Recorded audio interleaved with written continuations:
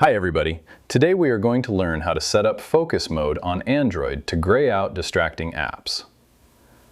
First, open the Settings app on your Android device. Scroll down through the settings list and tap directly on the menu entry labeled Digital Wellbeing and Parental Controls. Under the Ways to Disconnect section, scroll down and tap explicitly on Focus Mode. Look through the complete list of applications installed on your layout and tap the checkboxes next to the specific social media, games, or messaging tools that tend to pull your attention away. After selecting your distracting target applications, tap the blue Turn On Now button at the top of the interface to instantly trigger the restriction framework. Alternatively, tap on Set a Schedule right above the app list to select specific daily start and end times where these restrictions will automatically execute.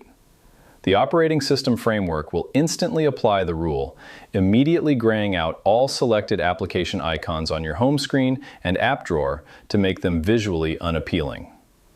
While focus mode is active, the system will completely block all incoming notifications from these restricted packages, allowing you to stay productive without constant pings or subconscious phone checking loops.